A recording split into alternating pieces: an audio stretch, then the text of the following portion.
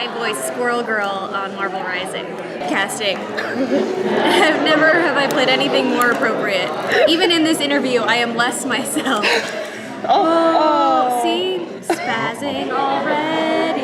Actually, Squirrel Girl loves Riri because she's also this scientific wonder genius who's really capable of using tech and her powers to fight crime, make the world a better place, you know, superhero stuff. In general, I think Squirrel Girl is a huge fan of things, which all of us here at Wondercon can relate to, right? Yeah, I think whenever you're kind of like mindlessly making someone a god, things slip under the rug.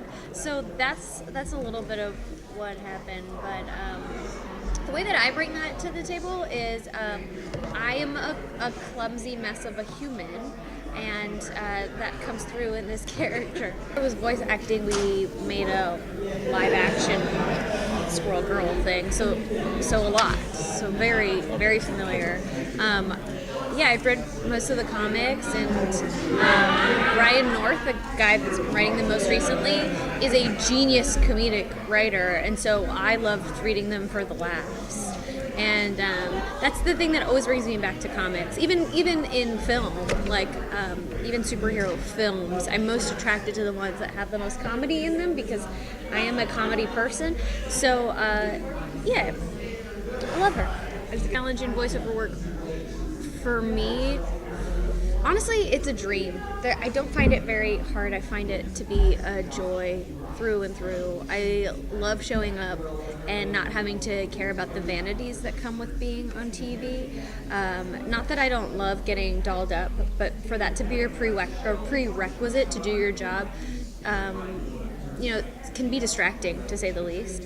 But just to show up and use your full imagination to create the world is so fun, and then to see how like what you brought to it when you're picturing this whole world, because a lot of the times the animation is done after we do the voices. So I've imagined this whole world and my relationships and what my co-stars look like, and Tippy, and you know, and my powers, how my powers manifest in me. And then to see what I brought to it mixed with what the animation team has brought to it is doubly fulfilling. So it's honestly it's a breeze. I don't find it hard. So I'm sorry to disappoint. I do ad-lib and riff with the scripts. I think like I said, there's really nothing that's a bummer about this job. Like, I feel like a lot of times when we do interviews, people are like, so tell us the truth, like what sucks? You know, but like this isn't The Bachelor, there's no drama. Sometimes we're all together, most of the time we're alone. And as nice as it is to meet everybody, sometimes it's just great because our directors are so good. They are very good at painting the picture of what other people have said, so that it doesn't feel like you're in it by yourself. Like, they're very good at building the stakes so that you are fully informed even when you're recording it by yourself. It's the best. It's an honor. I feel so lucky to be doing what I'm doing at this time. I wish Squirrel Girl existed when I was a kid. You know, I wish that there were even more comic book heroes that weren't, first of all, weren't exclusively men. Then there were some, you know, but there were few. But the ones that did exist were very serious. And I never was, you know? So it's just so nice to see that you can both, like, kick butts, eat nuts, and be a joker, like just have the time of your life while you're doing it. So the levity of Squirrel Girl and her efficiency are two things that I strive to be more like in my life. So having that role model as a kid would have been really helpful. Hi, I'm Khavari and I play Ms. Marvel. Super fun. I love Ms. Marvel. You know, I've been voicing her for like 5 years. I've lost track. 4 years now. And she's just, I feel very close to her, and every time they call me in, I'm excited to do it. So I feel blessed to be able to voice Ms. Marvel. So there's just the parallels between me and Ms. Marvel are, you know, I'm also first generation American, parents from the Middle East. I completely understand all the struggles that Kamala has with being in a new culture, trying to teach her parents the new culture, and her parents struggle with, wanting to keep things the old way. I don't have any superpowers, but I definitely had to keep my desires of wanting to be a performer, which isn't quite as noble. But I bring so much of my own experiences into this, and I really understand her. And reading the comic books, there's so many times where I'm just like, oh my gosh, the same thing has happened to me, or I totally know what she's talking about. And that's really cool for me, because it's not that much of a stretch for me to understand where she's coming from and understand what she wants. Well, first of all, Sofia is just, in real life, just a very awesome, wonderful person. So being able to get to know her and interact with her has been super cool, because she's just so sweet and lovely. But I think Riri, like the rest of them, is also trying to figure things out. And it's, she's a little bit more of a rookie than they are, but Kamala understands how that feels, because she still has those same doubts too.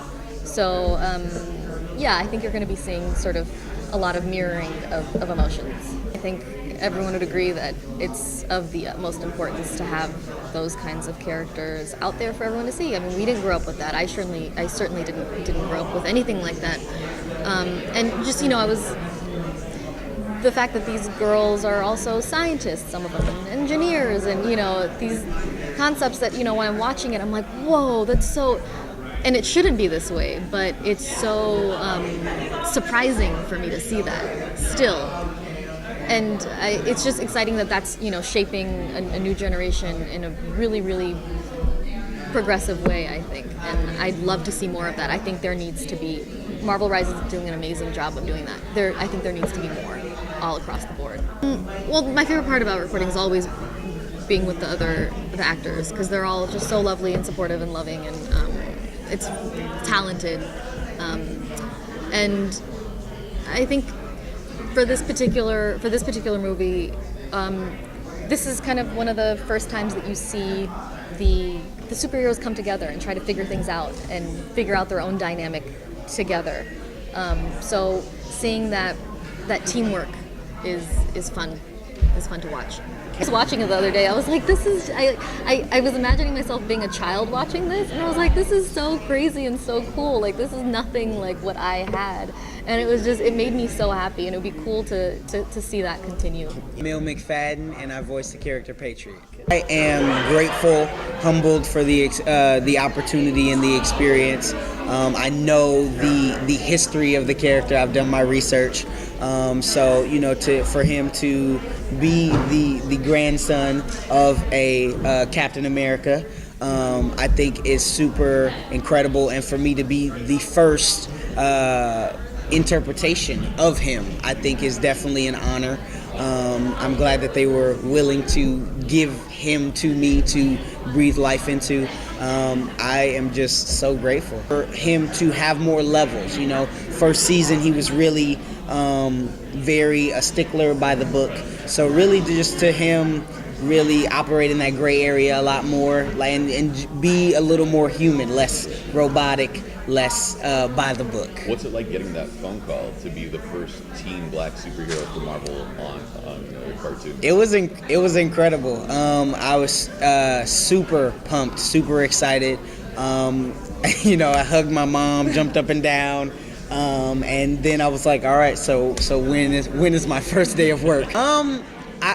I definitely felt a little pressure at the beginning, just because I think I had only done like 2 or 3 sessions, and then I got my first comic convention invitation, and the questions that some people asked me, I was like, ooh, I don't know that. I should do some research so that, when asked these questions, I could give a little more insight. So I think once I got over that initial interaction, the pressure kind of went away. The more that you do something, the easier it gets.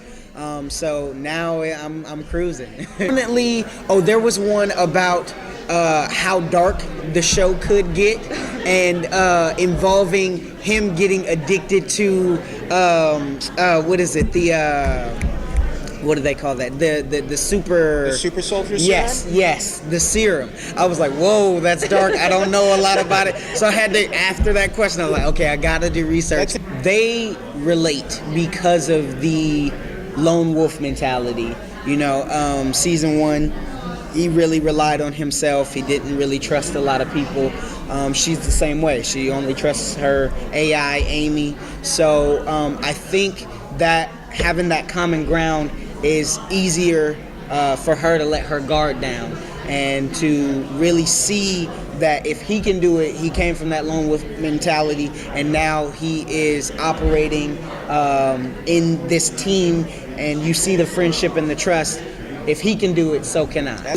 What I'm realizing is that it's a parallel for a lot of the characters. Dante's the same way, you know. So to have all of these characters have that common ground it's a great foundation for all of them to kind of grow and move forward. I think for me, it's definitely playing a character having traits that I don't necessarily have. So like that stickler by the book mentality is not me. I am willing to do whatever is necessary in a reasonable fashion. But him, like, he was very like by the book, very strict. You know, and now he's operating in that gray area. So now he's getting into familiar territory for me, you know. So I think the cool thing was operating in a unfamiliar territory at the beginning, and slowly, gradually coming into what I'm familiar with. Yes, hi, my name is Sofia Wylie, and I play Riri Williams. It was definitely, my stomach dropped and my heart exploded. I was so excited. I mean, Marvel has always been a very big part of my life, and Iron Man is such an amazing character that I've always loved. And so once I really got educated on who Riri was, I realized the amazing fan base that she had through the comics, and so I was so excited to be able to bring her to life through animation. Through my own experience, or just through everybody's, you always can relate to that feeling of being outside of something, going into a group that's already established, and feeling that horrible dread of, oh no, I don't belong, and I think that's what Riri has felt for a lot of her life, and also through the loss of her stepfather, I think that really closed off her heart to making new connections. So that was a big part of her learning through the Secret Warriors, that it's okay to be a part of a team and to have strong relationships with people, because it's so much harder to try to go at it alone.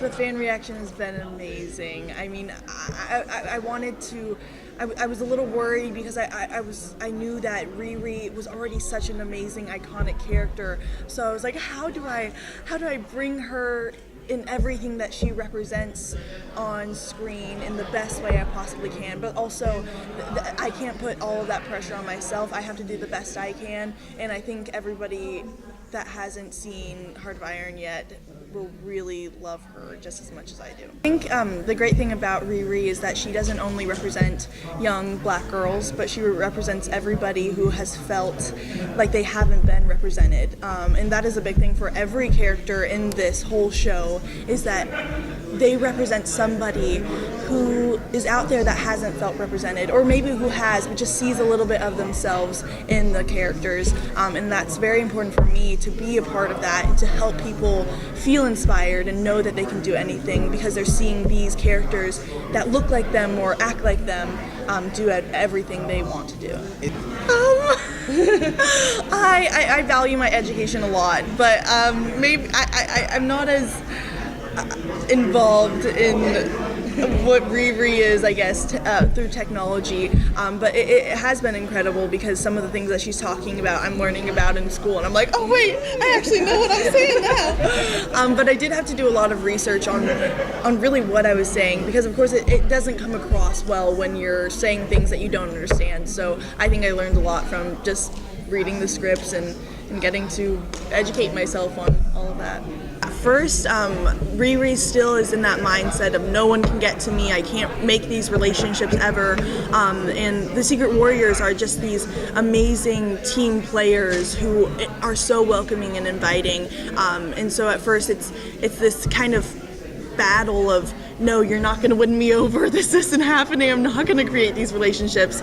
And then eventually, I think they teach her a lot about teamwork and friendship, and how that is so important to just live your life, to have those people that support you and uplift you.